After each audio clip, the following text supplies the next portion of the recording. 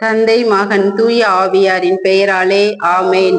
இன்றைய நாளை எங்களுக்கு கொடுத்தமைக்காக உமக்கு நன்றி இறைவா.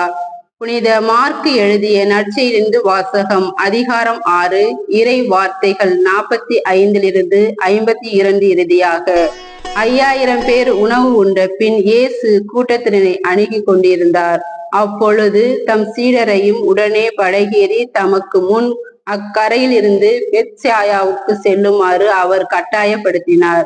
அவர் அவர்களிடமிருந்து விடை பெற்று கொண்டு இறைவனிடம் வேண்டுவதற்காக ஒரு மலைக்கு சென்றார். பொழுது சாய்ந்த பிறகு படகு நடு கடலில் இருந்தது. ஆனால் அவர் தனியே கரையில் இருந்தார். அப்போது எதிர்காற்று அடித்தது. சீடர்கள் தண்டு வலிக்க பெரிதும் வருவதை கண்ட அவர் கடல் மீது நடந்து அவர்களை நோக்கி வந்தார். அவர்களை கடந்து செல்ல விரும்பினார்.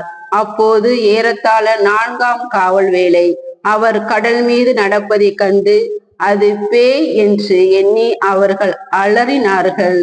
ஏனெனில் எல்லாருமே அவரை கண்டு அஞ்சி கலங்கினர். உடனே இயேசு அவர்களிடம் பேசினார். துணிவோடு இருங்கள், நான் தான், அஞ்சாதீர்கள் என்றார். பிறகு அவர்களோடு படகில் ஏறினார். காற்று அடங்கியது. அவர்கள் மிக மிக மலைத்து போனார்கள். ஏனெனில் அப்பங்கள் பற்றிய நிகழ்ச்சியை அவர்கள் புரிந்து கொள்ளவில்லை. அவர்கள் உள்ளம் மழுங்கி போயிருந்தது. இது ஆண்டவர் வழங்கும் அருள்வாக்கு.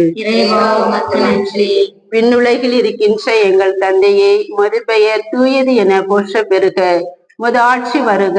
உமது திருவுளம் விண்ணுலகில் நிறைவேறுவது போல மண்ணுலகிலும் நிறைவேறுக.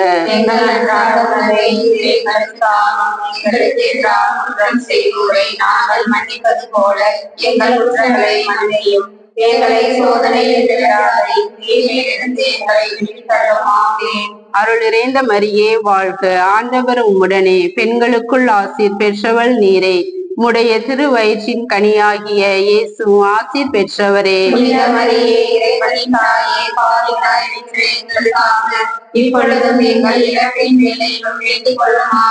தந்தைக்கும் மகனுக்கும் தூய ஆவியாருக்கும் ஆட்சிமை உண்டாவதாக.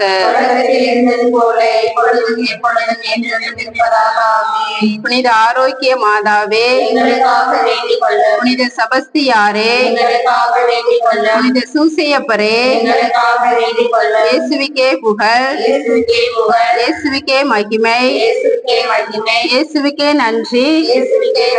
மரியே வாழ்க.